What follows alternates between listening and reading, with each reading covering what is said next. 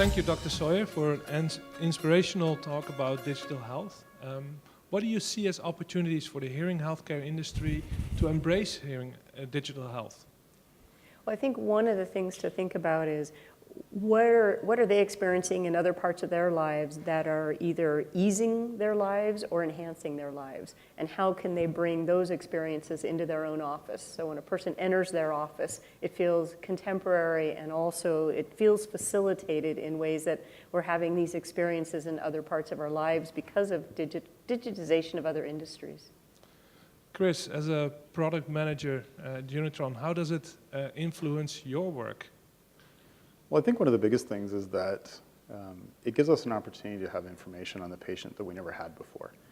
We're able to now better understand how a patient experiences their listening environments in their real world, which is something in the past we've had to rely on subjective information from the patient in the office and didn't really understand what their real lifestyle was like. But now that we can send them out into the world and gather information about where they spend their time and what's important to them, we can now bring that back to the hearing healthcare professional, and that's invaluable because now they can have conversations with their patient that are at a much deeper level and a much more personalized level, which is something every one of us wants, is individualized care. So I think that's probably the biggest opportunity in the immediate term. Thank you, Chris. Dr. Sawyer, the digitalization of healthcare, aren't you afraid that it takes away the personal touch?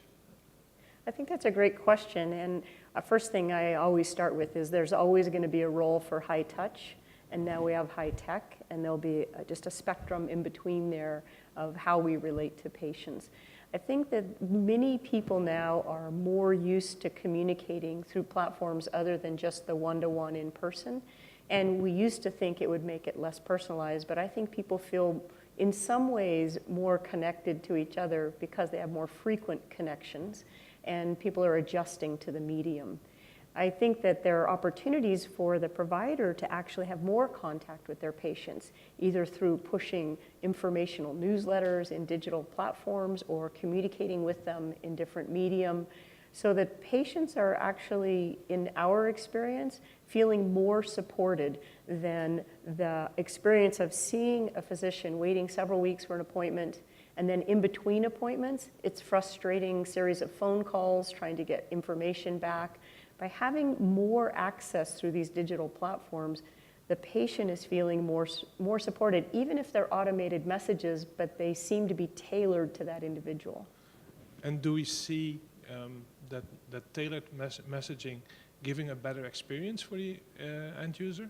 Yes, what we're seeing is a higher level of patient satisfaction, number one, because they feel more supported, patient engagement, number two, and patient activation, meaning they're taking on, in their own power, making choices about how to maintain their health better.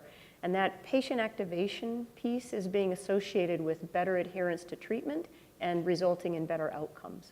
Do you think that digital health is going to replace some of the tasks that the current providers are creating?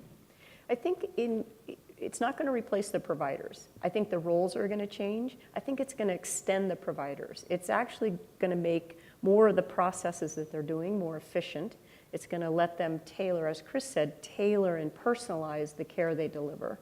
And I think in the end, it's going to be more data-driven. So they're going to be giving more informed care, and their patients will be more informed. So really, truly getting at the team or the shared decision-making model, which then leads to adoption and adherence as well. Chris, what do you think as one of the big drivers for adoption? What should we do differently, or how should we think differently? Well, I think what Dr. Sawyer just mentioned is one of those big aspects that can actually drive adoption.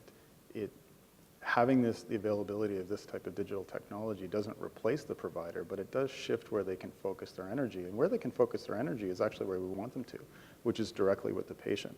If you think of our industry in particular, it's very much about personal connections and trust and making sure that my provider understands my needs and my preferences. And I think that's an opportunity we need to understand with digital technology, is that the goal is to actually do that, is to take away those things that detract from what helps me be the best clinician I can be.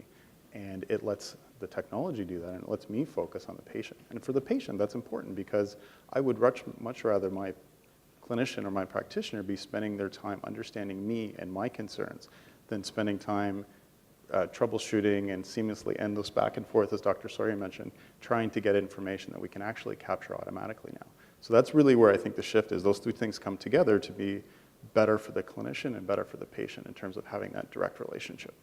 Okay. Dr. Sawyer, Chris, thank you very much for sharing your insights on digital health with us. Thank Thank you.